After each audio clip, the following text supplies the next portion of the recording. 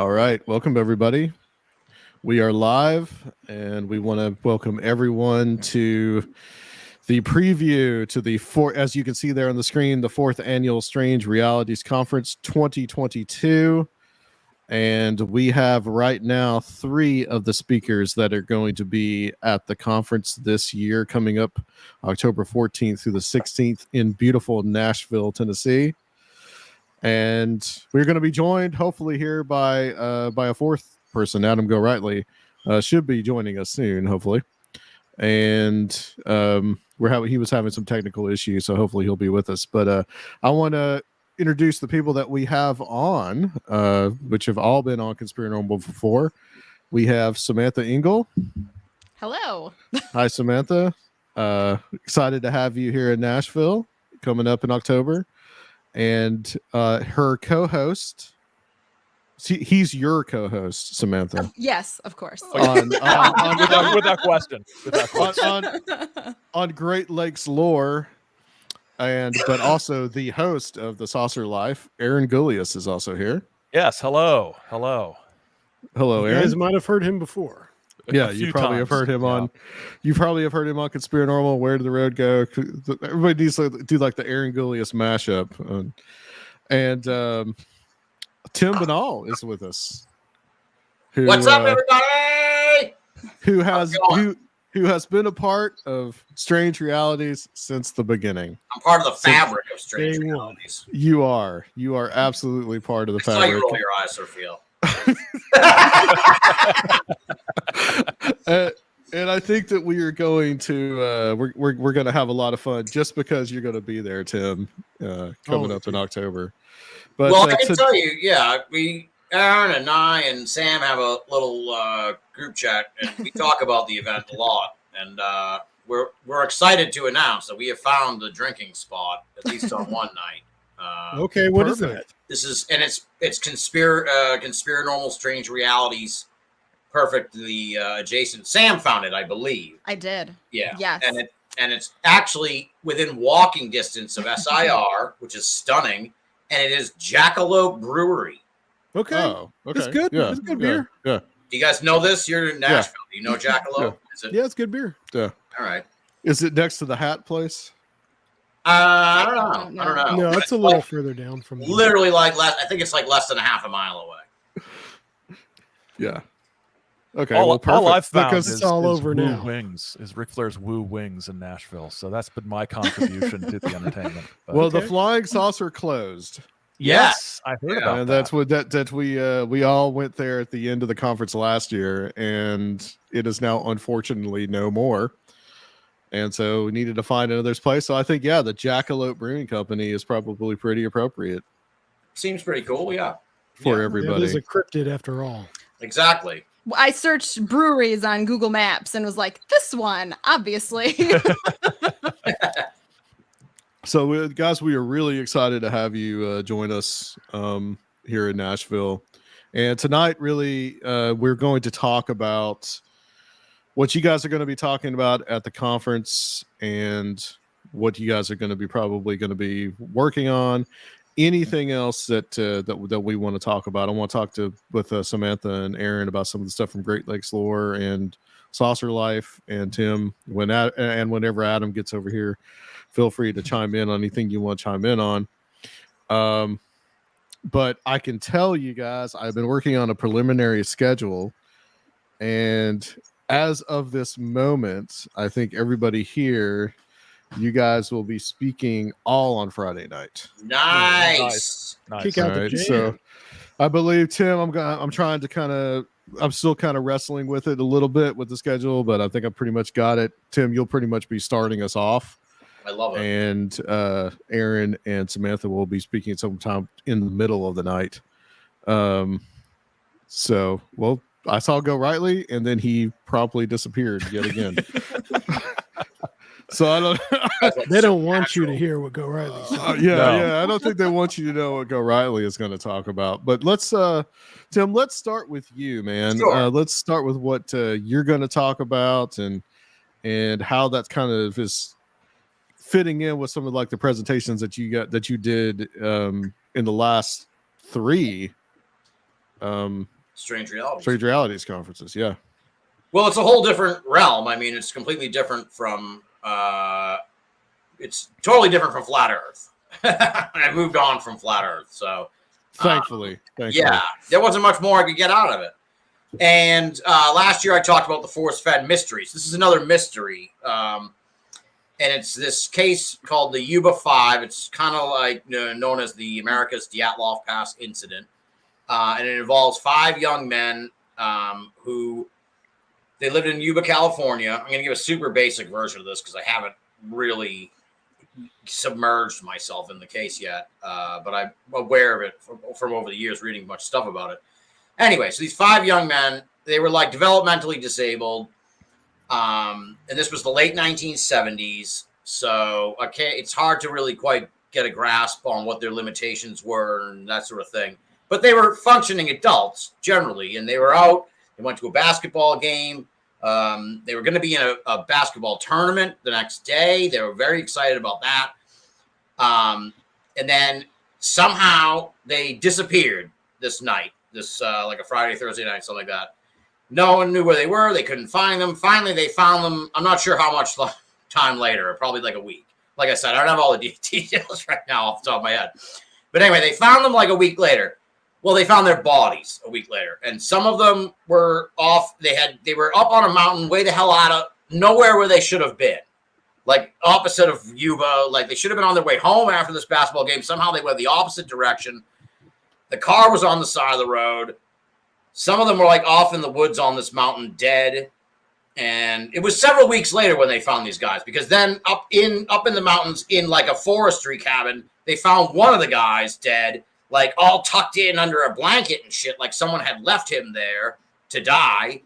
And then another guy way off in the woods, and one never was found.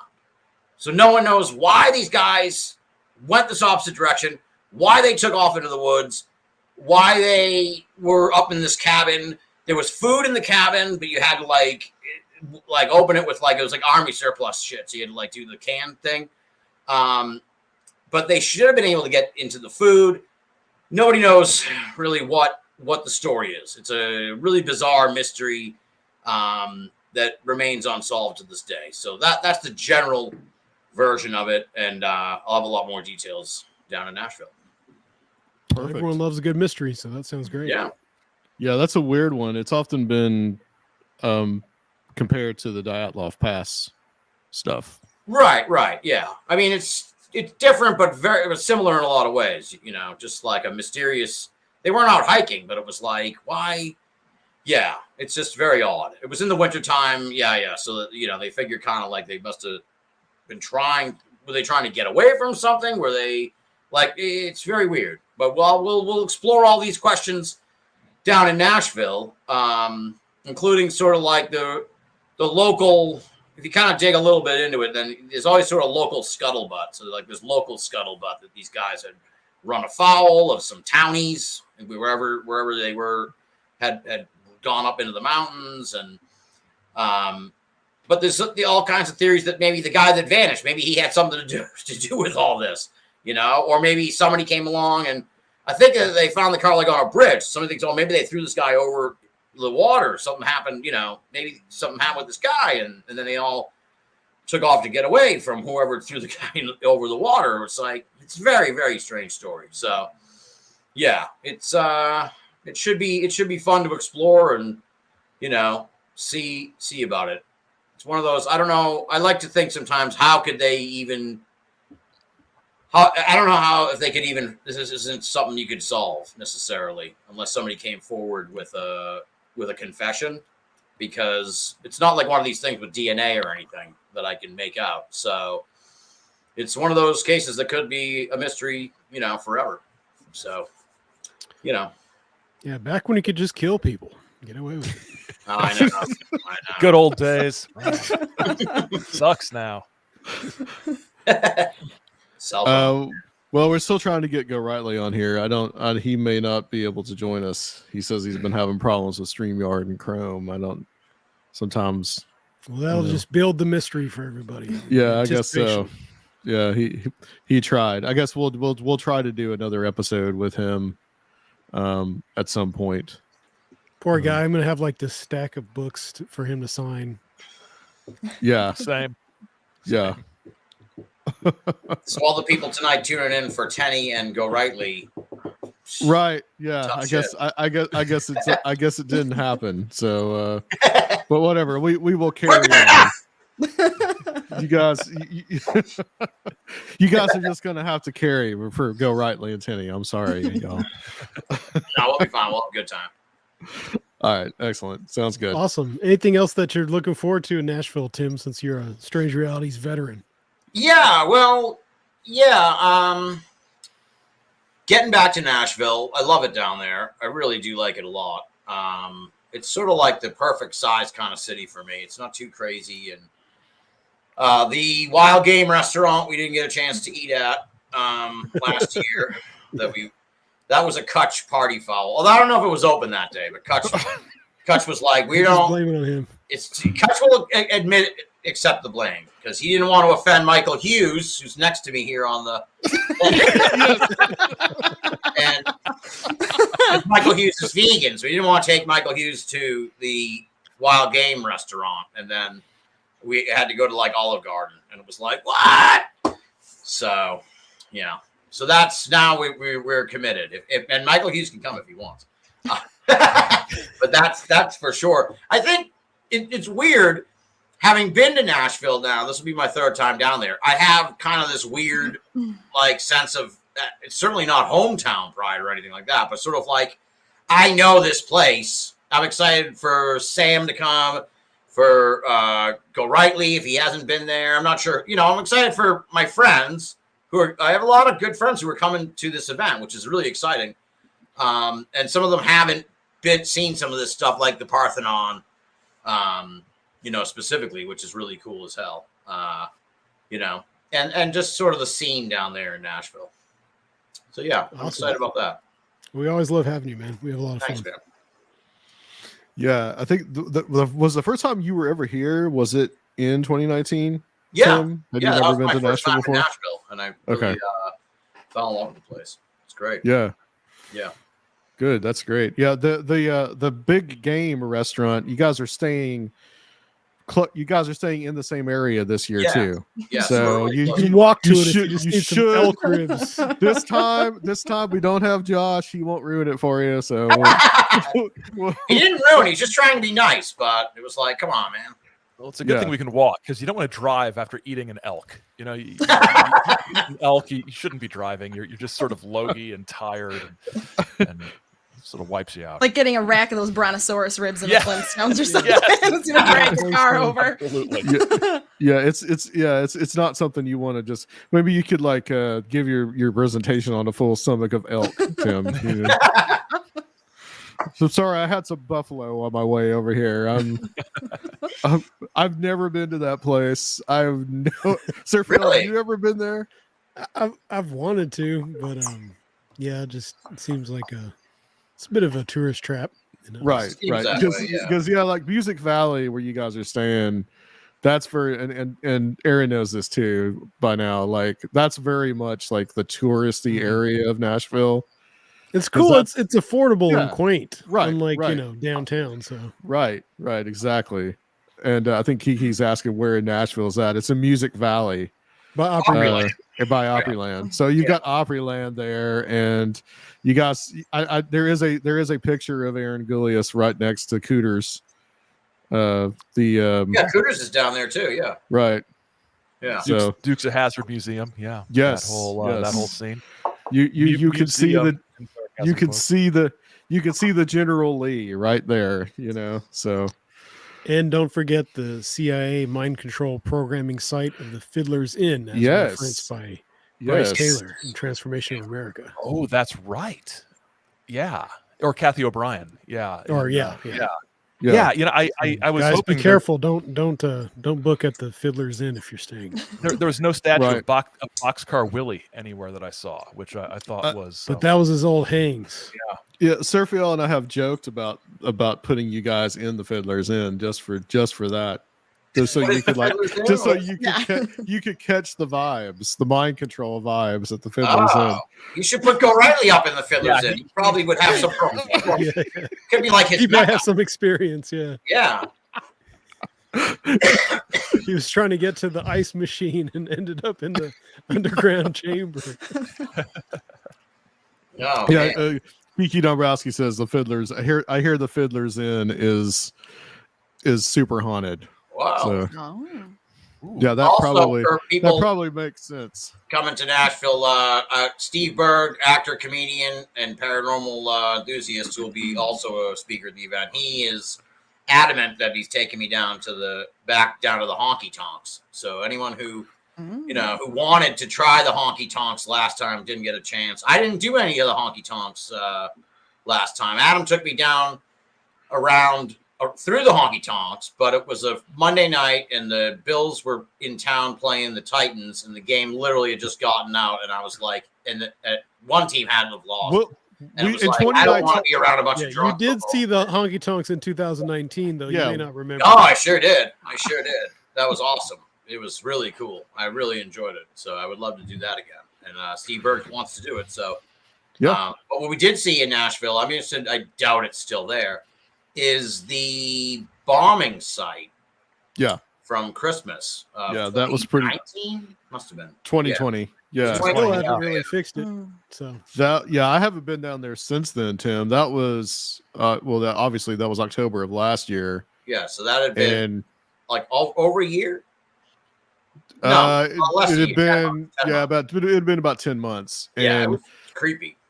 there were still the Christmas poles, Yeah, like the yeah. Christmas decorations, That was the were still creepiest there part from of that day because it happened on Christmas. Yeah.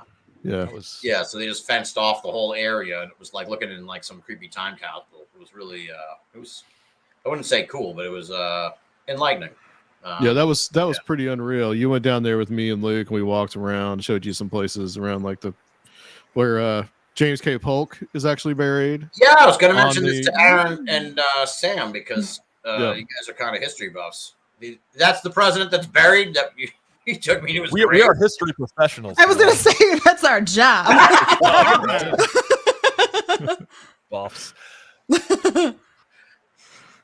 Yeah, so James Now K. I have to challenge you to a duel, and Oh, no. man, We'll have to do it at James Polk's grave. we should. Yeah. We should. The Hermitage. Do it at the Yeah. Hermitage. Yeah, That'd yeah, be the yeah. best. It would be. Yeah, that's right. I'm You this- do it in front of the giant statue right by Polk's grave. He was in like Jackson. Jackson was in like half a dozen duels or something. Like Yeah. His that. life Yeah. was a duel. I don't know. Yeah. Well, since we're talking about this, can I fill you guys in on something cool? An interesting, interesting story. Yeah, So yeah. I had a I couldn't even tell you. I'd have to draw it out. But something great grandfather who fought a duel with Andrew Jackson. What? Ooh. Yeah. Wow. His name was I think I've told you this, Sir Phil, have I not? Did he I think lose? I'm pretty Oh, sure. Yeah. He well, here's what happened. His name was Waitzel Avery. They were both lawyers in Western North Carolina. This was like 1780s, maybe 1790s. So they were both pretty young men. And they got into some kind of argument. I think it was just some kind of business thing that they got into. And so Jackson, they did the whole paces and everything. And Jackson turned, he fired. His gun misfired. So by the rules of the duel, Waitzel Avery had he of course could fire next, and he had the opportunity to just kill him, really. And he decided to fire up in the air. Oh wow! So- Gentlemen. So that was pretty much it. I mean, Did there that was really squash nothing. their beef? Yeah. Yeah. So then the other guy Yeah. was like, "Dude, thanks." Like, Yeah. Whatever beef there was between them, I don't think it was anything. I don't think it was as bad as what was the guy Charles Dickinson that he killed Mhm. in the duel because he Insulted he's- Rachel, right? Yeah, he insulted Mhm. Rachel. Yeah, so that was all the whole bigamy thing with Andrew Jackson and his wife. So, yeah, that's it's Wow. it's just an interesting story that I found. And I went to the Hermitage one time because I'm pretty close to it, and talked to the guy that was doing like playing Andrew Jackson, and I like told him about that, and he looked at me and he's like, "Oh yes, I remember him." The historical interpreter. So Adam lives in a section of metropolitan Nashville now called Hermitage, and I live in a section called Old Hickory. So that's Yeah. Wow. Right between that is kind of like this other place called Donaldson. So there's all kinds of old houses and mansions around here that are associated with that. There's actually 2 mansions on the Hermitage land, which is you have the Hermitage itself, and then another one called Two Rivers, which was like his stepson's mansion. So it's all pretty cool. I mean, if you can, I mean, take the opportunity to go see the Hermitage. It's a pretty amazing place. It is. Have you been there? Yeah, Aaron? yeah, I've been there. Yeah, it's pretty cool. We did the audio tour with the headphones and walking around. Yeah. So that was kind of interesting. But yeah, and there's all kinds of stuff. I mean, there's that other mansion that not a lot of people go to because they don't really know about it. And then there's there's like a Confederate soldier, a soldier's home cemetery that's there on the grounds too. So the symbolic synchro-mystical that's right. arrangement. That's right. Yeah, there's lots of that. All right. Well, so Aaron and Samantha, you guys are actually going to be giving a joint presentation at the conference. So what are you guys going to be talking about? I can start, I guess. All right. Okay. So we are going to be talking about the Dungeon Swamp mystery, which is our very first episode of Great Lakes Lore that we did. It is a sort of old-timey true crime murder mystery with lots of local scuttlebutt. So if we're presenting the same night as Tim, they'll go together well. Yeah. But it's from the 1920s, from my hometown.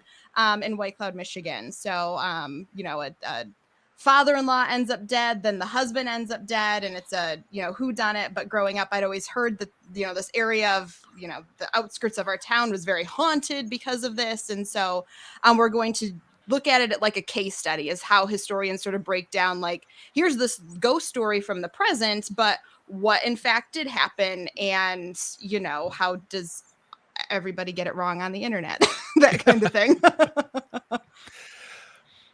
Yeah, and it's one of those stories that is, as somebody who is not from the area, I had never heard of it, and once we got into it when we were working on it for the show, I was almost a little surprised that it hasn't had a wider sort of footprint, because it's got this great location, these sort of like swampy woods, which are very creepy, and you've got ghost stories coming out of it. You've got lurid interpersonal details. You've got family squabbles. You've got a trial of the year, if not century or decade, and it's a very big part of this very small area of Michigan where it's known, and outside of that it's not. And I think it's a fascinating story, and like Sam said, a good case study of how to sort of use historical sources to separate fact from fiction. I couldn't remember the word. Fiction or non-fact, as I almost said. Yeah, and I'd like to point out that Aaron said that the location is very creepy, but it's like across the street from where I grew up. So so that's why you are the way you exactly. There we go. I'm saying it could be considered. I mean, it could be considered creepy in the right circumstances. Yes. You get a good fog in there, for sure. At dusk, a bear growling at you never know what could happen. It would terrify me. I'm pretty anxious anyway, but most stuff terrifies me. But yeah, it's a fun. I think it's a fun story. I mean, it's not fun for the people who are involved, but because some of them ended up dead. But yeah, I think it's an interesting, fascinating story. Yeah, and even I think, we want to touch on some of the perspectives, well, maybe not perspectives, but attitudes that people have about it today too. I posted in sort of the local community Facebook group and got some interesting responses, including "That's my great uncle, stop asking questions." So yes, Wow. there'll be a little bit of that, but kind of looking at sort of this local legend, local lore thing, and how people react to it today, I think is an interesting angle to take. I want to see a screenshot of that on your presentation. I gotta go dig it out of the Facebook archives. Yes. Is this something, this 100-year-old case, I guess over 100-year-old case, have you guys found anything that is new about it that I'm sure you guys will share at the conference? So if you want to find out, come to the conference or watch it online. But have you been able to find anything else that's interesting about it that nobody really knew before? Since it's so obscure that maybe it's not as picked over as some other cases may be. Yeah, I mean, it's again one of these cases where we'll never actually know what truly happened. We'll have our ideas, and we'll probably talk about our ideas of who we think murdered whom or whatever. But the most interesting thing, I think, has been comparing sort of the larger outside newspapers and how they reported on the story versus how the local paper reported the story. And so we actually had to go to the White Cloud Library and look through microfilms because they haven't been digitized to get those local newspaper sources. But, there are I can see how pieces of the story that I heard were sort of, telephoned along and misinterpreted from the things that really happened. So, were there ghosts? Well, no, but state troopers actually dressed up as ghosts to try to, get some confessions out of folks. And so you can see how these pieces have just sort of been warped, I guess, over time and built into this larger, scary local story. That's still the part that just is incredible to me. I mean, that's like a Coen Brothers movie, man. Yes. And I never knew it. So, I mean, I guess they had the white sheets and everything. I mean, this was. Yeah, how did they dress as ghosts? What was the attire? What was the costume?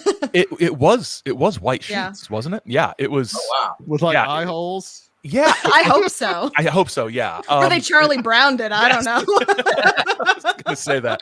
Yeah, just think the classic, Charlie Brown holes all over it because he couldn't do it right.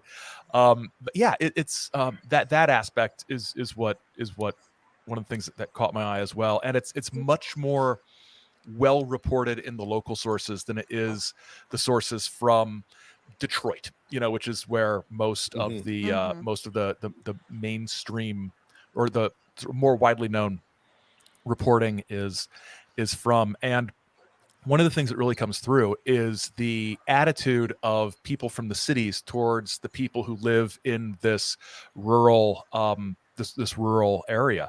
And there's all sorts of class issues. There are gender issues that arise. There's the sort of popular sympathy towards one side or the other in the press. And then decades later, you talk about family history stuff. One thing that didn't make it into the episode because we just didn't have room for it is I got a hold of a book that was written a few years ago by one of the descendants of one of the murder victims. And she's got this whole family history, how the family was impacted by these murders, by her ancestors that were murdered, and how it's sort of that trauma through the generations has affected her. There's all sorts of angles that go into this go into the story that are that are pretty fascinating from a perspective of how a community and how a family might remember these events when most people have never heard of them. Well, that sounds awesome. It definitely fits in with the strange realities view on things, lesser known cases, and looking at things from different perspectives. Yours too, Tim. So this should be we're looking forward to both of these. Without going, I think Aaron and Sam and I are of the same mind that you're you're bringing us down to Nashville to put on a show, so we're gonna Right. That's right. we're gonna do our best to do something memorable for people, rather And than not just the fact that I'm including a childhood photo in our Oh, wow. presentation. So, That's worth the price of admission alone. I folks. think so. Without giving too much away, has it always been pretty locked in that they know who did it, or has there been some doubt of that? And do you guys have do you favor one conclusion or the other? I can't obviously speak for Aaron, but like reading it, especially like the outside papers, you get a much more sympathetic view towards the dungeons, the folks accused of the murder. But then when you take that along with the actual facts of the case and some of the local reporting, it becomes a lot blurrier and fuzzier. And I think that's interesting to look. I mean, I think Aaron and I actually have the same idea of what ended up happening. One may be a murder, one for sure a murder, and I don't want to give too much away right now, but I mean, growing up, it was the dungeons committed these murders. Like, there was no question about it. But when we recorded our episode, we were relying on those larger city newspapers because that's all that had been digitized. And as I was reading it, I was like, wow, my perspectives have totally changed. And then once you get into some of those other perspectives, and then you look at the facts, it's like, well, I mean, the Detroit reporters can be very convincing. They can spin a good tale. I'll just say that. So, yeah. Yeah, and I think for me, it's one of the things that sort of comes through is the limits of what we can actually determine 100 years later. Yeah.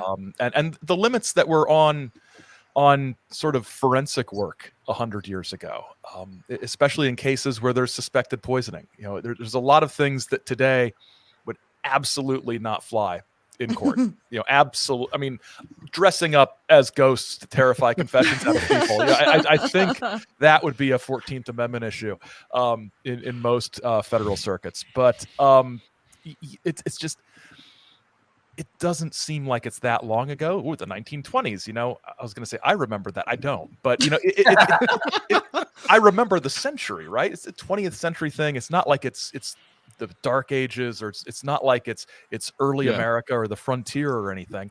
Right. It's 100 years ago, and there's so much different as far as how this would have played out in our own sort of in the media and in the courts and everything. So I think I think it's a fascinating story. I'm very excited. And I think it's important too, in telling these kinds of stories, to get back to the people involved. And so, like, since especially, I work as a public historian, so I'm giving house tours and dealing with these sort of very real historical figures. And growing up, when you just hear sort of this local legend about, ooh, these bad people from 100 years ago, you kind of, you depersonalize them. And so I think, at least for me, in looking through these newspapers and reading about them and seeing pictures of them that were put in the newspapers, you remember that they were in fact real people, like murderer or not. And they, had a whole context, this whole slew of things that was weighing on them. And so I think when you look at a case, at that level of detail, you remember that these were people and not just a spooky story to share around the campfire. So I think that's an important piece of what we do when we look at old cases like this. And I think the book by the descendant of the people who were murdered is an interesting part of that, because there's all sorts of little things that she remembers as a little girl about hearing about how great grandpa and her uncle were murdered, that made an impression on her growing up, and her view of the people convicted of the crime, as opposed to the popular newspaper accounts, the more sympathetic newspaper accounts. It's like, in her family, no, there's no sympathy for these people because they were the murderers. So it's a lot of different strands going into this. Yeah, I think that's great. I think it's awesome that you guys are bringing some like really top notch historical research to the conference. That's great. That's excellent. It's Um, what we do. right. Well, this is the thing about Strange Realities Conference is that, we're not, there's a lot of conferences that specialize in a lot of different things, and we're kind of just a grab bag of different subjects, but we like to kind of talk about things that make people think a little bit more. It's not all dog man all the time. All dog man all the time. All dog men all the time. That's right. Yeah. All dog man. All No, right. that's what I like about it. It's not like a UFO conference or a Bigfoot conference or something like that. It's by just the virtue of the name, it can be like anything. And because of that, we've had, really good luck with people coming and bringing people who weren't your usual paranormal or UFO types, who would really find most of the stuff really interesting as well. You don't really have to be, from any of these subcultures or diehard stereotypical fan of some of these subjects, because people like you guys are presenting things in more interesting ways. If you're into true crime and mysteries, sounds like both these presentations would be right up your alley. I think it potentially has a wider appeal to more people, more discerning people, in a lot of ways than your typical UFO or paranormal conferences. So that's why one of the reasons I'm really proud of it. So Kiki Dombrowski is asking a question here. She says, speaking of Bigfoot, is anyone talking about Bigfoot over the weekend that we know of? That's a really good question. What we do is we let, and I think most conferences do this, so it's really not that unusual, but we let the people talk about what they want to talk about, and like Samantha and Aaron have just talked about, this is something that's near and dear to them and close to where they live and something they want to talk about. So I'm going to assume that Timothy Renner is going to be speaking. He's going to be speaking remotely. I'm sure he'll touch on some Bigfoot. I'm sure that'll be that. Steve Berg may touch on some of that, since I think he's going to talk about some of his experiences and some weird stuff out there in the Nebraska area that he lives in. I know Dr. Future won't be talking about Bigfoot, so but those are the only two that I could probably think of at the moment. Micah, I think, will probably be talking about some more Fortean type of subjects. So yeah, it is a mixed grab bag of a lot of different stuff. But Bigfoot will be in the house. Yeah, there will be some Bigfootery. There.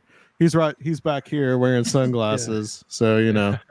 So, he will be there in one form or the other in the spirit. So, but and to say we should say Kiki Dombrowski also speaking at the conference. She'll be in on one of these at some point next month. So, Tim. Yeah. I want to talk about this story that you wrote. The couple today? Yeah. What's up with this? Because last I heard that they were suspected of being Russian spies, but now this is not so cut and dry. Right. Well, this is the first I heard about the case today. I guess it had I don't know when it broke originally, but because they've been held in custody for a while. I think I heard about it a week ago or so. Okay. See, I didn't hear anything about it till today. And most what are we talking about? What's that? I have no idea. Yeah. So this, we wrote about it at Coast to Coast AM. I stumbled upon this story this morning and shared it. It got Aaron then posted it, and it got a lot of interest from people. So they arrested this couple in Hawaii who have been using stolen identities for the last 20 years. And they got the name. I guess they got the identities from like babies. I don't know. They assume they just looked in the obituary or something. I don't know how you do that, but they took the identities of babies that had died. So they have been living in Hawaii for 20 years. They own like a couple houses. I couldn't quite understand if the guy was in the Coast Guard or if he was a contractor. I think he was a contractor who worked for the Coast Guard, and he may have even had a top secret clearance or a low level clearance. And they don't know why these people have been living under fake identities, or stolen identities. But when they searched their house, they found coded documents, invisible ink, maps of like with nearby military bases, and pictures. Weird, like these weird. They look like pictures from like the 80s or something. They're not like digital pictures at all. Like bad pictures of the two of them wearing KGB uniforms.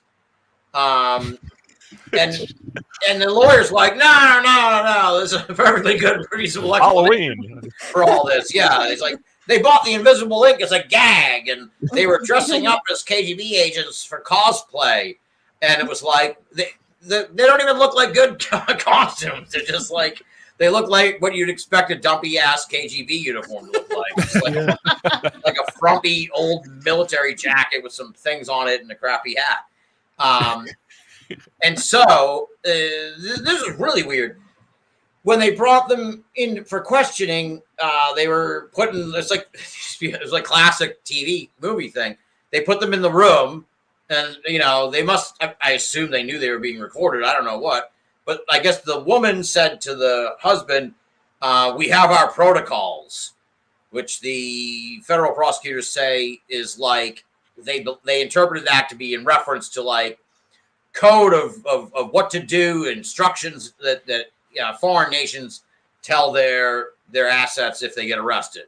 So, but then they found a letter in the house from someone writing to the husband, speculating that he was in the CIA or he had become a Bolivian terrorist. That to me sounded like the guy was joking, but somehow it was included in the prosecution of the case. Now, the weird part is they're not charged with any espionage or anything. They're just charged with conspiracy.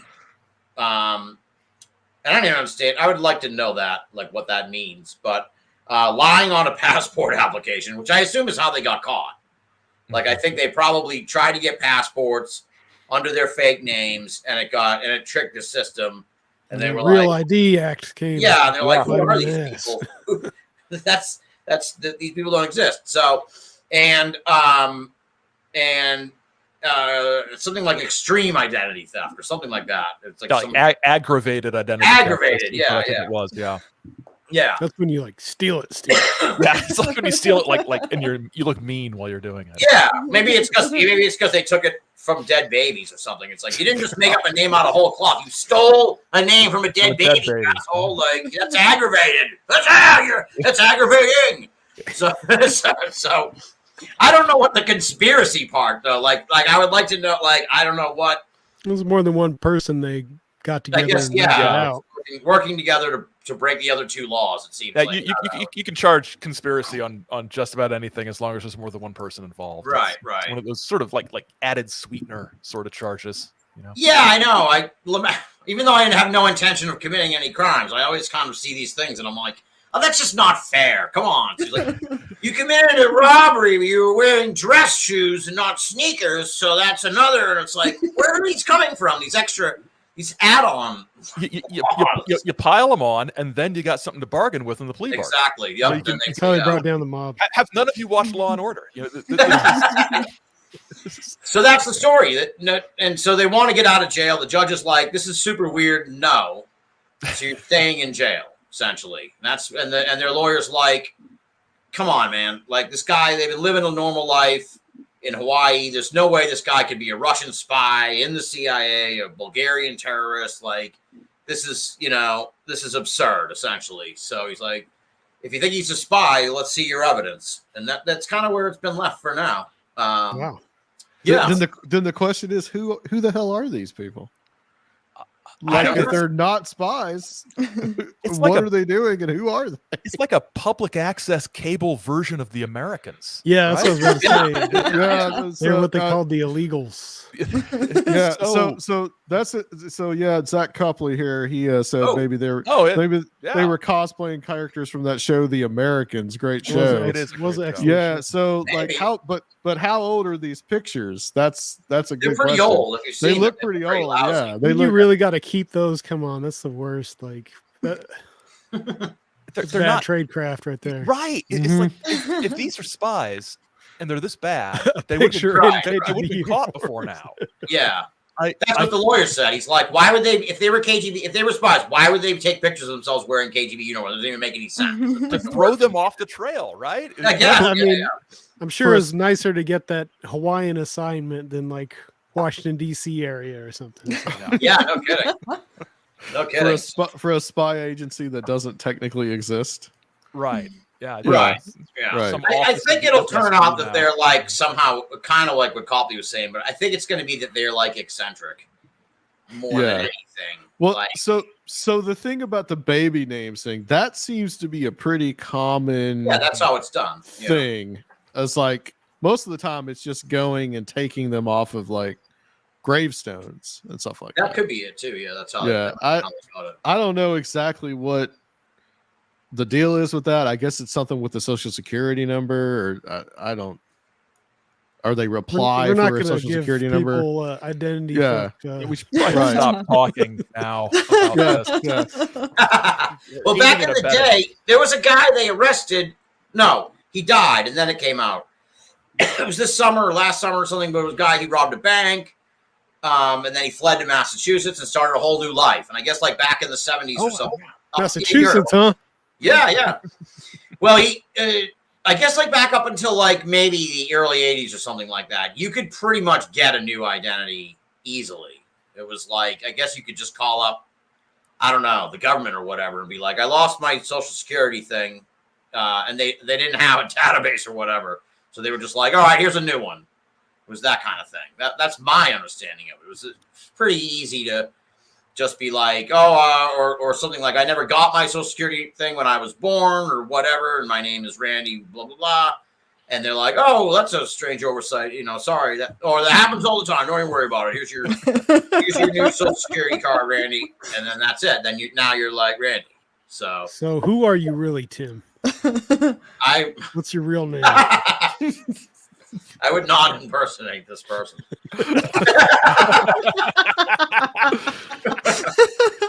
So I wanted to ask, Aaron and Samantha. I caught up on the Saucer Life, and I caught up on Great Lakes Lore. Now I'm completely caught up with both shows. So, just a few questions about some of the stuff you guys have been talking about on there, and I'll start with you, Aaron. Though, man, I really enjoyed was it a trilogy on the Philadelphia experiment Montauk stuff? This is why I was hoping Gorightly would be here, because Gorightly wrote.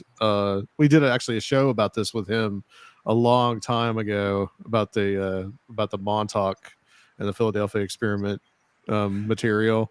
Yeah, this stuff has always really fascinated me, of just how like ridiculous it is and a little bit disturbing. And you said that you almost wanted to kill yourself after this one. I don't think I went quite that far, but it was a downer. Anytime you've got any story where like, oh, here's a whole chapter about, the kids who are being tortured in this lab, it's a downer. And it was a tough bunch of episodes to do, just because the story is so convoluted.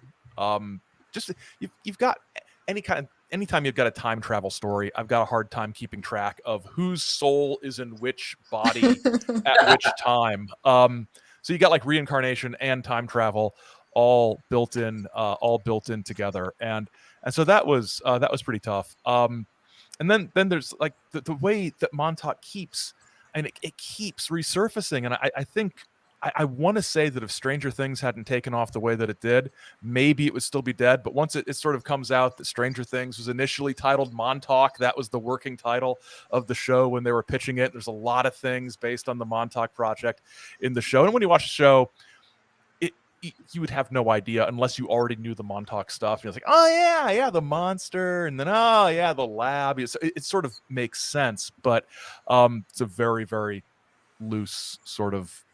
It's not even an adaptation; it's more of an inspiration kind of thing. But those episodes were fun to do.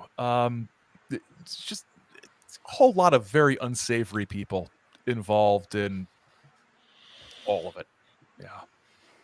Well, one thing I wanted to point out with especially the Al Bielek material is, he has the whole thing about being this other guy, and then being age was he? See, it's unclear. Was he age regressed and then sent back in time, or was his soul taken and put in a body? I don't remember. His consciousness was taken back and put in a body, and his brother's was also, and put in the body of another person who was, I think, his brother from different parents in a different life. If you didn't listen to the episodes, I'm really vague about all that because I didn't understand it. And I never have. Ever since first hearing Al Bielek on Art Bell way back in the day, I was like, I can't make heads or tails of this. But yeah, it's sometimes it sounds like he's being age regressed, and other times it sounds like it was a soul transference device, which are things that just don't even... It's so weird to say things like that and sort of wonder if they're even real things. I catch myself saying things like that, and I'm like, what have I done with my life? Or there might be a soul transference, thing, or it might have been an age regression. You never know. My life went seriously wrong at some point to be doing this. But yeah, people really liked the episodes, which is good. I mean, if they were that difficult to do, I'm glad people enjoyed them, because otherwise it would just be really sad for me. But I think it really is an entire mythology. Yeah, it is. It is a creative writing exercise, is what it is. I mean, because you start with Carl Allen or Carlos Allende or whatever his name was. You start with him, and his stuff is just kind of straight up, kind of techno babble. It's a weird stuff like that. It's like his whole like doodling in the margins and sending these insane letters. It's almost like an outsider art thing. Right. It's just like. So it starts out with someone. It starts out with someone that is like really like just an eccentric, really. I would say, and I think they're all eccentric. But I think Bielek, I think he was a little more on cashing in with the whole UFO crowd than anything else. He always kind of struck me as kind of this guy that was kind of like, oh, I'm going to get as much money as I possibly can from this crowd. And Bielek's whole story has been recycled. I mean, Corey Good said the same thing, that like he was age regressed, and then he was like this Martian super soldier, and he was talking to the Blue Avians. And I had a guy on this show a long time ago, so before even Surfiel was part of the show, named Captain K. Randy Kramer. And Captain K / Randy Kramer was a Martian super soldier. Outstanding. That was age regressed and sent back into the body of Randy Kramer, and actually told me that he missed his Betty Lou, which was his rail gun that he shot at aliens on Mars. Like, you guys can find this. This is somewhere in the double digits of Conspiranormal. It's there. Don't go back and listen to those shows. It's a wild. You gotta bring him back on, dude. You should have him back on the show. It's follow up. I still get emails from this guy. Like, why is he not at the conference? Yeah, I know. I know. And so like he asked in Nashville.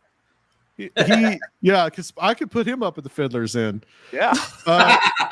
He just, it was the same thing. But what was interesting about Randy Kramer, Captain K, was I did that interview in like 2013, and then like right after that was Corey Good and the Blue Avian stuff. So like Corey Good just like swooped in and just like stole Captain K's shtick and just like his whole thing, and they both got it from Al Bielek. Yep. So it's just the same kind of stuff. And the Al Bielek, all that mythology, just like, I can even remember, I think I told you this before, Aaron, I can even remember watching or hearing that on Coast to Coast and being like, wait, because I loved the movie when I grew up. And I was like, wait a minute, this is the movie, man. This is like, there's no way I believe this. And the best part is that Bielek explains why it's like the movie by saying, I didn't remember any of this until I saw the movie, and it awakened all these memories of what really happened to me.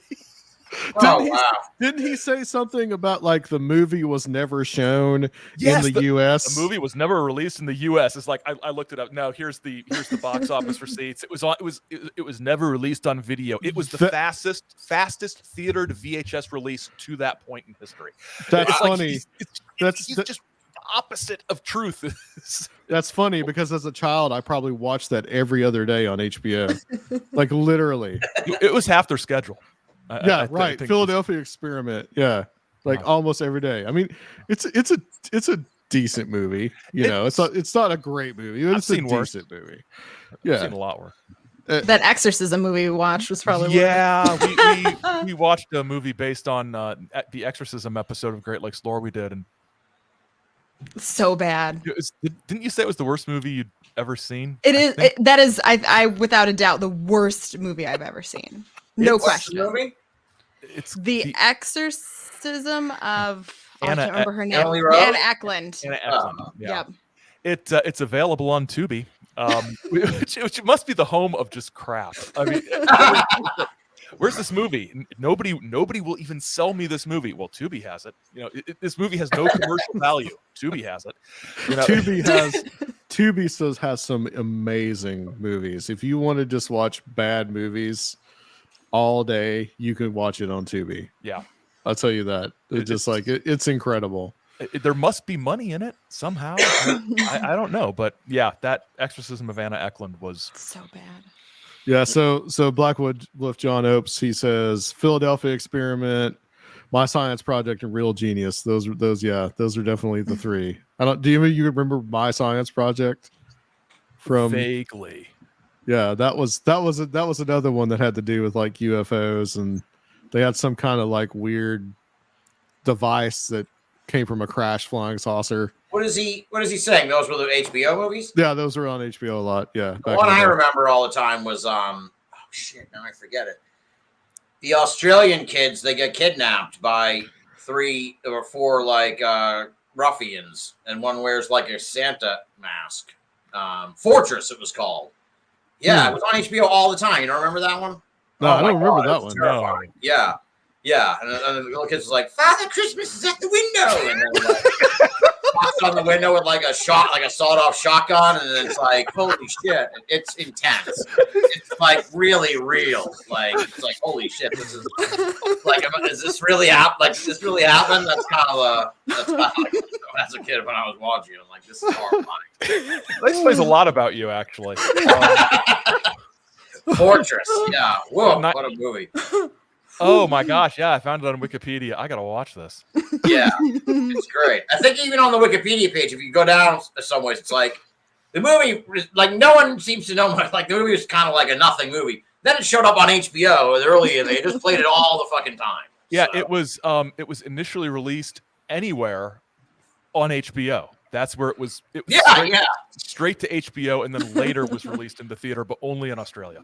So yeah, I feel like Philadelphia Experiment was released straight to HBO. I really do. It was. Don't make me get the receipts on this. But is there anyone? Yeah. I don't think I've seen this Philadelphia Experiment. Is there anyone famous in it? Famous at the time, maybe. I think the fact that we are hesitating kind of. Yeah, you need to think of a single. Yeah, I mean, we don't want to be mean in case he's like listening right now, but I'm going to say no. Yeah, I think it was one of those movies that was full of people who Hollywood agents assumed would be more famous than they were, but then they were in the Philadelphia Experiment, and that kind of derailed their whole their whole thing. Well, the main guy was also the guy in Eddie and the Cruisers, which was another big HBO Eddie movie. And the Cruisers. Yeah, that was another one. Never seen that. I remember seeing ads for it and thinking, this doesn't look like anything I want to watch. I've seen it, but it's been so long that you know how like when you see a movie, like I've had that phenomenon where you've seen a movie as a kid and you're like, oh man, that's like a great movie, you know, and you go and watch it again and it's awful. Yeah, it's like so disappointing.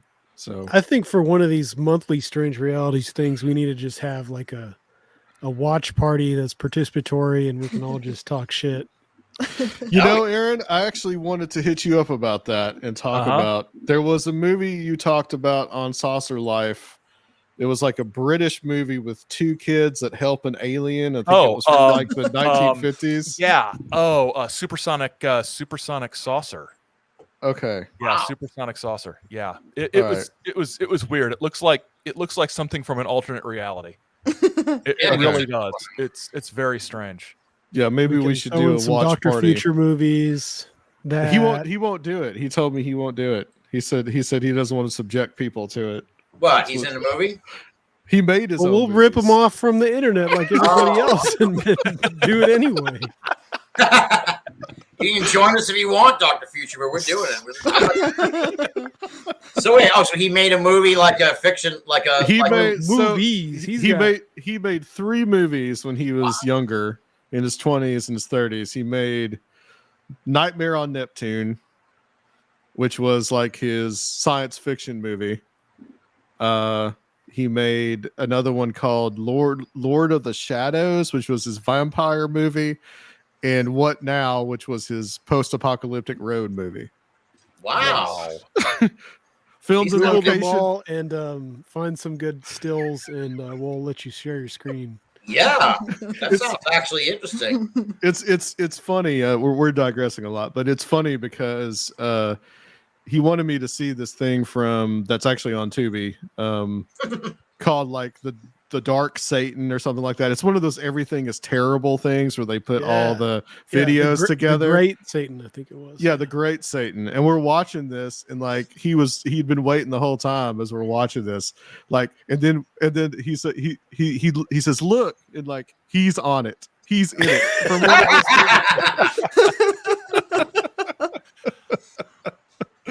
So yeah, Dr. Future is not only an aficionado of bad films, he's made his own. So wow. So Nice. I want to talk.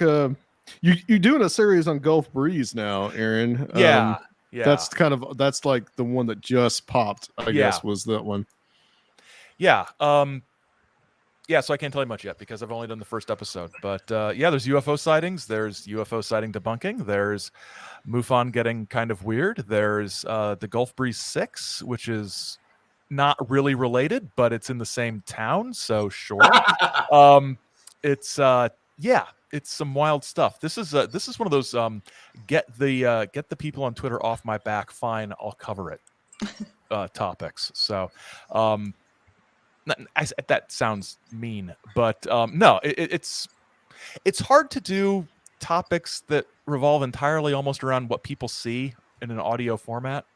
You know, it's kind of like, what am I doing here? It's like, well, this is a picture of a thing. You know, it's go Google these pictures and you'll know what I'm talking about. So it's kind of weird, but we're getting out of the sightings part into the people part soon. So what's it got? Ed Walters. Ed Walters. Yeah. Well, it's like, I don't know. I mean, I guess people pretty much know it, but I mean, there's some tomfoolery there. Don't spoil it, but yeah. Okay. Yeah. Right. Yeah. Well, Sergio and I went to Gulf Breeze when we were down in that part of Florida just to kind of check it out. And you know, like, people could be seeing anything. I mean, it's just that is such a heavy military traffic area. Yeah. Well, Pensacola Naval Air Station is right there. And what was it? There's the one that's in Fort Walton. That Leah Haley was supposedly taken to. Yeah. We were walking on that beach, didn't even know it. Yeah. Wild. Yeah. Wow. So it's a real it's a real heavy military area. Mm-hmm.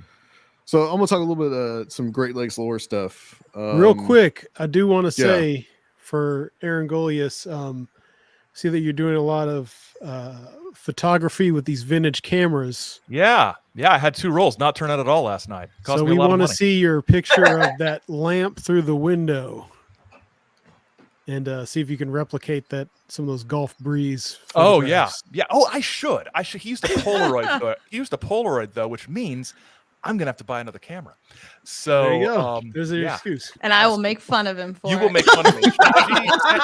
Sam, like every time I post a picture of a I said I developed this. Sam texts me, dork. It's like, yes, I acknowledge that. I'd like That's to what see friends do. Yes. some classic style UFO hoax pictures. I that. could toss like a pie plate in the air and take a picture really quick.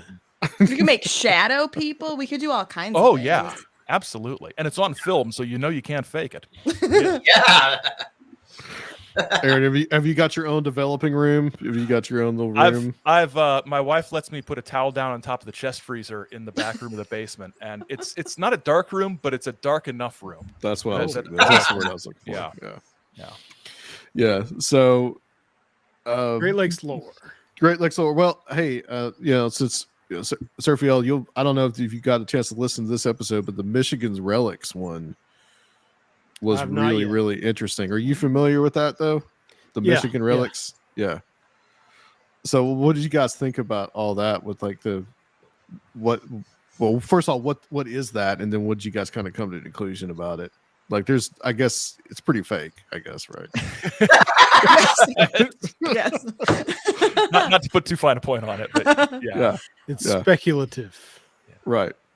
Yeah, no. So I mean, in the 1890s, a guy in Michigan started faking a bunch of these artifacts found in mounds, sort of smack in the middle of the state, and from there it grew. And a former secretary of the state of Michigan, who'd been like, was he fired or did he just resign? I can't remember. Shamed out. Yeah. He was sort of run out of town. Yeah. Yeah. He was doing some dealings in Native American artifacts down in Texas, I think, where he went, and he came back and cashed in on it. But, it was a bunch of these, items that proved that there were, European cultures and different things like that in the United States, long before, obviously, English and Spanish and French settlement of the country. And, we actually relied on an article by someone from Brigham Young University because the LDS Church, of course, got very interested, and they were researching it very heavily way back in the day when it was all going down. And super fake. I have a friend who works at the State Museum, and she says every fall, like clockwork, the people start calling like, we need to see those Soper artifacts and see it for ourselves to see if they're real. She's like, leave us alone. So that was fun one. I liked that one. Yeah, it was lots of stuff with, it's like, well, these are ancient languages. It's like, well, these are symbols from ancient languages assembled in a way that makes absolutely no sense to people who actually know the ancient language. So a lot like the Burroughs Cave stuff from Illinois, a lot of similarities to that, which is another topic. We can do another relics episode about the Burroughs Cave at some point. But yeah, the Michigan relics were fun because it was very well documented in the newspapers, and the research that was done was sort of this like very sort of turning point to modern sort of archaeological techniques, the whole professionalization of archaeology and things like that. So it was a good topic for covering a lot of big picture stuff in addition to the actual topic at hand. Yeah, the gentleman from the LDS Church who came out to research it, he was going to like the American Alliance of Museums, like their first conference. I was like, oh my God, my people, like their origin story. We can talk about museum conferences. This is great. But I mean, it touched on a lot of things that, even we try to bring into, all of our episodes with the research and talking about professionals. And we got to talk about repatriating artifacts and things like that, which is super important to discuss. So, yeah. So how do you do that with faked artifacts? There's no place to repatriate those. They sort of ended up. What's funny about it is a lot of them were purchased by a Roman Catholic Monsignor in Detroit, and when he died, he left them all to the University of Notre Dame, which honestly, it doesn't sound like they wanted them. They but end up in sort of- weird places. Yeah, with these and so I things. think they ended up with the LDS Church. They ended up at Brigham Young University. Notre Dame was like, "Hey, you guys are into this. Why don't you take these off our hands?" Because the Catholics tossed the hot potato to the Mormons. Well, there's two things I was thinking of. I was listening to all this. First, just this week, it came out that the University of Michigan had some like cherished Galileo manuscript that they found out was fake. Oh. Yeah, and I'll send you guys the link. I wrote Yeah. about it for Coast to Coast. Yeah. And it was like the crown jewel of the University of Michigan library. And some guy who's like a double expert, crazily enough, in Galileo and forgeries. He's a historian at some major universities who's not just like an armchair guy. He was like, he wrote to the University of Michigan. He's like, I'm pretty sure these are fake. Pretty sure your thing is fake. And then they looked into it and they figured out that it was fake. That it was almost certainly created by a master forger from the 1930s who ended up going to jail for it. And the master forger, weirdly enough, had like sent had faked two other ones at least and had sent them to an archbishop, and the archbishop was the one who authenticated the Michigan manuscript, and he was like, I compared it with the two I have here in my office, and it's a match. So, then like no one like put it all together till recently. But what's interesting, what made me think of that was because when the University of Michigan announced that their cherished letter was fake in the thing, they were like, we're going to really have to reconsider the role of this letter in our collection and what its place is. But then they had a really interesting experiment. Like, it could be very useful, though, for students of forgeries and hoaxes and fake documents. Yeah. So it's like, oh, okay, it's kind of a silver lining to that. It's not, a cherished letter, but it is something people could study, for forgeries and stuff. And you mentioning, Sam mentioning the LDS was really interesting because made me think of this Netflix show. Yeah, that was the good. guy who faked the letters. Yeah. Murder Among the Mormons, I think. Yeah. Yeah. That's a crazy good. story. And the LDS just must be really into really into that kind of shit, I guess. That's kind of why I got out Could of be it. how it got started. Yeah. Well, Sophie, I mean, they use it to justify everything, right? Those type of Yeah, I think I don't want to cast quickly, but I get the feeling that they kind of will buy anything that'll I would say back that up their people deal. that members of the Engel. religion are more susceptible to that stuff, but the actual organization, even from early on, was, after Joe Smith was dead and everything, they were pretty reluctant to embrace things because it would, if they were found out to be forgeries, it would put more question on them. Right. So they actually did pretty quickly start maintaining a large distance. But I mean, that guy was forging internal Mormon documents and trying to change. Well, yeah, that was. I read about him recently. I saw the show a while ago, but I was reading about it recently, and yeah, he was a Mormon, or a former Mormon. Like, he hated the church, so his whole deal was like that. The documents he faked were to undermine the church, and he came up with this kind of like this scheme where he would convince the Mormon church. He's like, I have this letter that pretty much makes you guys look like you're crazy or full of shit or whatever. And they would buy it with the intention of burying it. Yeah. And then he would turn around and like leak to the press, like, oh, hey, listen, I heard they got this letter and it's da-da-da-da. And then they would have to like come out publicly and go, yeah, we got the letter. This letter is what it says. So like he kind of had his cake and ate it too until he started blowing people up. Should have just stuck with the greed. Yeah, and I think he started killing people because he kind of got in over his head. It started becoming like a Ponzi scheme kind of thing, and he couldn't. There's a question for you guys, for Samantha and Aaron, from Aaron O'Brien. Great Lakes Lore did an episode, Lake Ontario Triangle.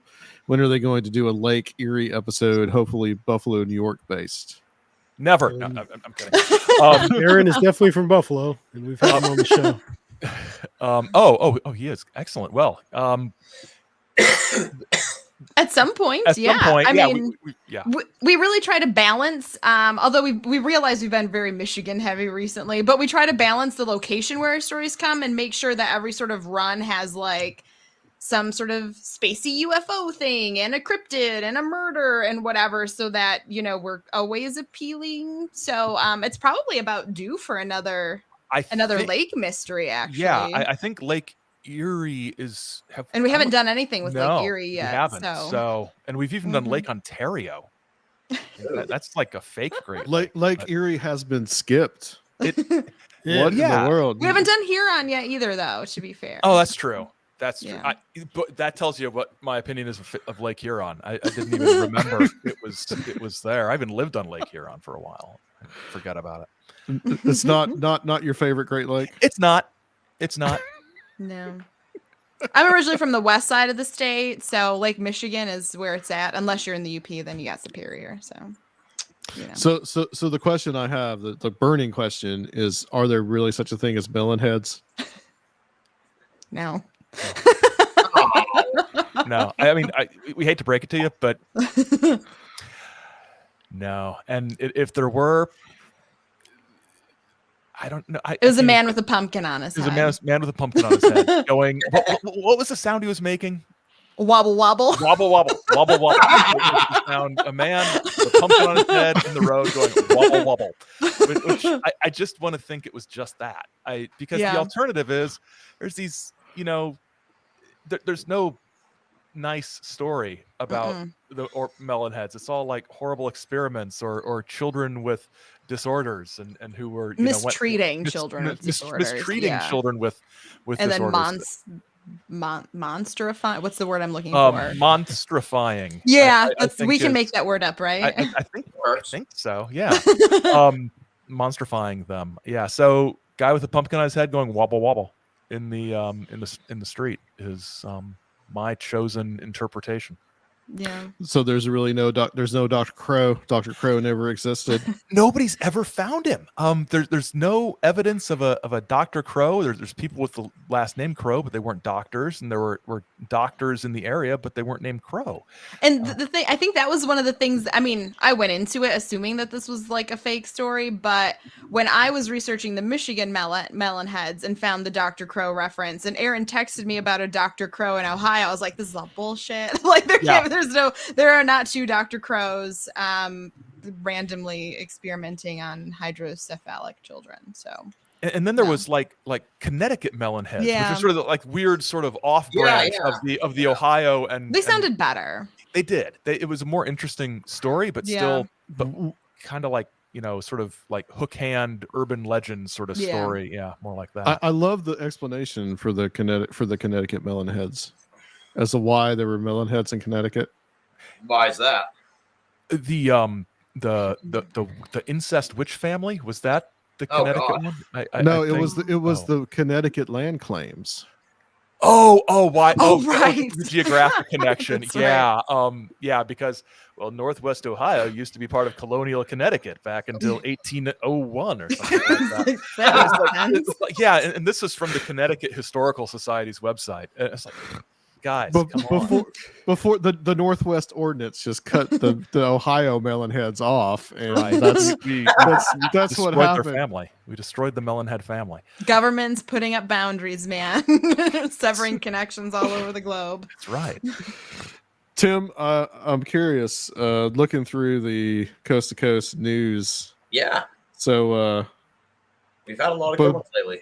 Bizarre silent clown report leaves Washington neighborhood unsettled. Have the phantom clowns returned? They come about every once and again. I'm not sure what to make of this one. I'm more inclined to think that this was some kind of like confusion on the part of the woman. She was like an elderly woman. I don't want to go that far, but that's what the police said too. That they're like, this could be like a mental health episode. But she called the cops, said that there was a clown that broken into her house. He didn't say anything, which is like it makes it even creepier. He just like held up a sign like a sign. It was like, I'm going to rob, like I'm robbing you. No. And it was like, oh Jesus, that's even creepier. That'd be creepier than if he said something. but then he left and she didn't rob her or anything. And then she called the cops. So it's like, was this just a dream? And like, what is this? What happened here? And the police were like, we don't know really what happened. Could have been a mental health episode. People in the neighborhood were like, it wasn't a joke. Like she wasn't hoaxing the cops or anything. She genuinely believed that this happened. So, I don't know. It's a weird story. That's about as far as I can go. I don't know. The clowns. That's one of the more phantom-y clowns stories that I've heard. Usually they're like, it's just some dick in a clown outfit, like purposely messing with people. Like, that's what I see a ton of stories like that all the time. A lot in England where it's like little kids will be like, oh, this guy drove by in a van. He was in a clown mask and just scared the shit out of us and we ran away. And was or a Santa Claus mask in Australia. Yeah. Happy Christmas. He's got the window. That's how it is. And then I gotta watch this movie tonight. Oh man, yeah, Father Christmas, yeah. Woo. And like the Daffy Duck, there's a Daffy Duck guy, and yeah, it's a great movie. I did like it a lot. Is that a little like Point Break where they're wearing all the like presidents masks? Yeah, it is. Yeah. Like they don't ever take the masks off except for, I don't want to spoil anything, but like in the ultimate climactic showdown between the now weaponized and school children and the ne'er-do-wells in masks, eventually, well, you can figure out probably who wins in the end. So, but yeah, then the masks get shed. So wow. It's a great, yeah.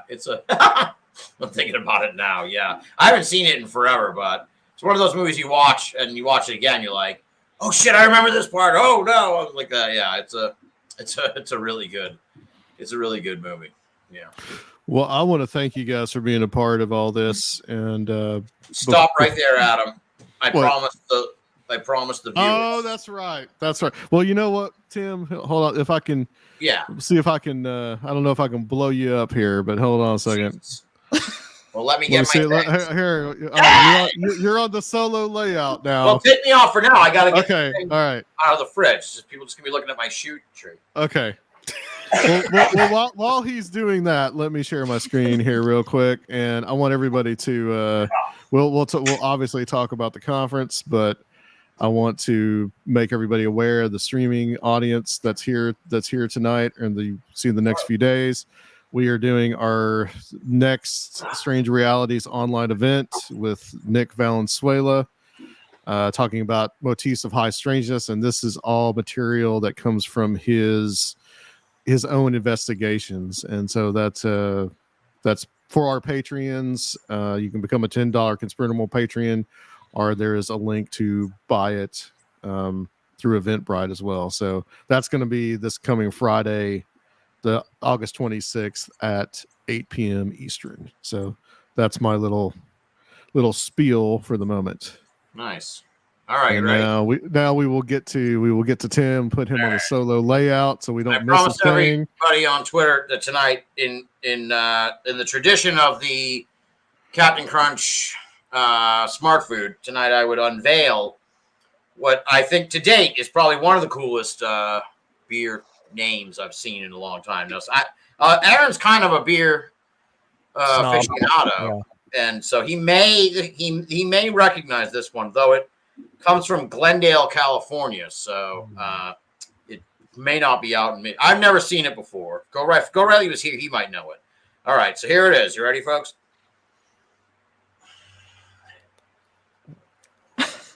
It is Bunny with a chainsaw. That's amazing. Wow. His cuteness will cut you to shreds. That's awesome. And it's a double dry hopped hazy India pale ale. And see if I can I'm trying to get it kind of. That's adorable. I know. It's like a 1940s Easter card gone wrong. It's great. Yeah. Or gone right. Well, true. And for those wondering, it's 8.2% alcohol, so it's pretty strong. It looks about 18 ounces, so that'll do the job. Looks like. Yeah. You'll feel like you just got hit by a bunny with a chainsaw. 7 or 8 of those, and you're all set. There you go. That's even better. All right, bunny with a chainsaw. So. Okay, I need to find that. That sounds. Yeah, I never heard of it. So my mom brought it back for me from California. So yeah, very excited to try that later tonight. Nice. Well, Tim, what is next for you? We know the Strange Realities conference is, but are you going to be doing any shows anytime soon? I was asked that recently. I did a really weird show last week where I was interviewed by like the local. My town has like a board of selectmen, and one of the selectmen has a podcast, and he interviewed me. So it was like a local, like a cable access podcast, essentially, where it was not. It was really unique and interesting.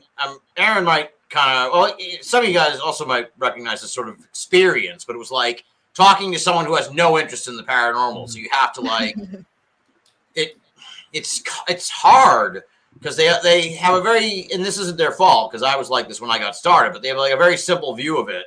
And so it's like you almost feel like you're kind of letting them down, because you're like, well, it's not necessarily aliens. It could be all these other things. And it's like, I've just really confused this person more than anything. So that was like, wait, I'm supposed to be the skeptic. Yeah, exactly. Yeah, no kidding. Right. So I ended up sounding more skeptical than they probably anticipated. But so that was fun. But they asked me when I was going to be doing more shows. So I would like to do some soon. Maybe the Strange Realities coming up will kind of get me going. I'll be doing sort of a weird like mini tour in a way. Starting in a couple weeks, I'll be in Charleston, West Virginia for the unconference known as Paramania. And this is sort of a private gathering. Adam Sane will be there though. So it's not that exclusive. Thanks. No, I'm looking forward to it, Adam. We're going to because you're always so stressed out at Strange Realities. This time you'll be able to kick back and relax. I don't think we've got a chance to hang out like that, except for like after the conference in Nashville. So yeah, that'll be Charleston in 2 weeks. And we're going to be going to Point Pleasant to see all the Mothman stuff. We're going to be going to Flatwoods almost on the 75th anniversary, which weirdly enough, they're not doing anything for. Are they not doing the festival this year? I thought that they were still doing the festival. I don't know if they're doing anything in Flatwoods. I don't think they're doing the Mothman Festival the weekend after we're going to be in Point Pleasant, which is good because we don't want to be overwhelmed. But as far as I can tell so far, I haven't heard anything about any sort of event to commemorate the Flatwoods 75th. So that'll be what I'm doing in a couple weeks. So I'll probably have a bunch of photos and maybe audio and video from that. And then 2 weeks after that, I'll be going to Whitehall, New York for the Sasquatch calling contest. And you did that last year, didn't you? Are you judging again? Yeah. I don't think I'm going to judge this time. Okay. It really wasn't a pleasant experience. Not that it was unpleasant, but I didn't like having to have my back turned to the howlers. It was very it cheapened the moment. I'll just say it cheapened the moment. Like, I understand why they're like you have to judge just on the howl. You can't, But to me, it was like I was so looking forward to watching this competition. And now here I am, like staring at a river, and it's all going on behind me. So it was I was kind of bummed out, but so I would do it, but I want to see the competition. So I'd rather just watch the competition that makes sense. Than participate. Plus judging is like, it was difficult because there was like, it came down to like two people that were like really good. And you feel kind of like, I was really torn because the second place lady, I thought she probably should have won, but I think the other judges were kind of a little more, thought she was like too over the top. And it was like, this is like, I don't know. This is like political or something. I don't want to let anyone down. Because she seemed really kind of bummed out that she lost because she put all this effort into it and was like yelling and screaming and huffing and like got up because we had our backs to her. She gets up like right, breathing on like my fucking neck, like you can literally like you can imagine someone right. You can feel their breath on your neck. It was like she totally should have won, but I think the other judges were like, "Yeah, too over the top." We were looking for authenticity here. Like, what the fuck are you talking about? So yeah, I'd rather. And she, from what I understand, because I couldn't see it. She was like hopping. She was just like it was a whole experience, and I was like, oh fuck, I really, if I had seen that, we had been able to see her dancing and howling and like creeping up on people and breathing on them, like she should have won the thing, man. So yeah, I'll just watch. All right, awesome. And then I'll be in 2 weeks after that. I'll be in Nashville for Strange Reality. All right, that's cool. my sort of weird fall tour of weirdness. It's getting closer and closer, making me freak out over here. Yeah. So, Aaron, Samantha, what's next for you guys? Besides Strange Realities Conference. Besides Strange, more Great Lakes lore. Nice. More. I think we've got Lake Erie is getting covered eventually. Lake Erie. We know we've got an audience for Lake Erie now, so we'll definitely put that on the list. I think our next episode is going to be a weird murdery sort of thing. So that's going to be good. I am much in the vein of Mr. Binnall. I am going to an event just to observe. I'm going to the MUFON of Ohio conference on Saturday. Oh, wow. They have 4 speakers, and there's a baked potato bar included in the ticket price. So pay attention to the Saucer Life social media. I'll be updating you on the baked potato bar. I probably won't tell you about this flying saucers, but baked potato bar is going to be on the agenda. Nice. And Samantha? I don't have anything paranormally related other than the show. I have an article coming out about apple growing, turn of the century apple growing. Hey, but, I mean, you know, the day job, so. But this it's like a house that you do tours through. Yeah, it is a house inside of a botanical garden, and so the owner of the house was the founder of the Dow Chemical Company, and he also had an interest in agriculture and had a huge orchard. And so we have the family archives, and so I know far more about growing apples than I thought I ever would in my entire life. Excellent. Yeah. All right. Give me just a second here. I'm going to share the screen again. You said founder of the Dow Chemical Company? Yes, Herbert Dow. Wow. Yep. And guys, we want to remind everybody, you guys can see the graphic for the 4th annual Strange Realities Conference. Guys, please tell me this is actually up there. I believe it is. Yeah. Okay. All right, good. So you guys can see the speakers. So we talked to 3 of which tonight. So we talked to Tim Binnall, Samantha Engel, and Aaron Gulyas right here. And we also have Steve Berg, Micah Hanks, John Tenney, Adam Gorightly, who we will get on one of these. We'll make sure his StreamYard works. Christopher Ernst, Recluse, Nathan Isaac, Melody Blackthorn, Dr. Future, Soraya Askath, who will be Christopher Ernst is going to be doing a film about him, and we're going to be showing it at the conference on Friday night.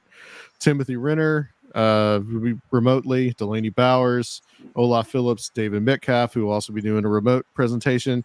And we got workshops by Kiki Dombrowski, Ren Collier, and Michael Hughes. So those are. Let me ask you this: what is you may have explained this already to the audience on a previous episode, but and you may have even explained it to me, but I don't recall. So what is the workshops? What is that going to consist of? Well, the workshops are going to be they're going to be in the main. They're going to be in the main room, so they're going to be like their own bit of time for the speaker. I believe Kiki is going to do something about tarot. Yeah, and Ren is going to he's going to speak on Friday night, which is a setup for what he wants to do as a like a 10-minute like ritual in the other room. So we're going to be setting that up. And then Michael Hughes, I'm not quite sure exactly what he's going to do a workshop of some kind, or he may actually present. We're just kind of like debating that at the moment. But guys, we want you guys to come in person. Tickets are $70 for 3 days and $30 for the online stream. So you guys won't miss a minute. Tickets, strangerealitiesconference.com.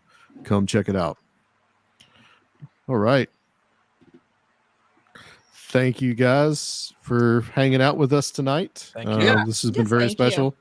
And remember, Strange Realities Conference, October 14th through the 16th. And I want to thank Samantha and Aaron from Great Lakes Lore, Aaron from the Saucer Life, and Tim Binnall from the Great Binnall of America. So, Right. all right. And Sergio, anything that you want to add about the conference or anything dealing with Conspiranormal? I'm just getting really excited and look forward to seeing everybody. And this year, we hope to have some of the best in-person attendance. We're finally kind of starting to get to the other side of the whole pandemic. So that feels real good to get everyone together for some fellowship. So this will be an excellent time. Everyone just stay tuned. Next couple of weeks, we're going to be focusing on these different speakers that will be at the Strange Realities Conference and giving you some previews of what they'll be talking about. So we look forward to that. And we'll see you guys next week on Conspiranormal. All right. Thank you. Thank you, guys. We will talk to you later. And thank you for watching Conspiranormal tonight.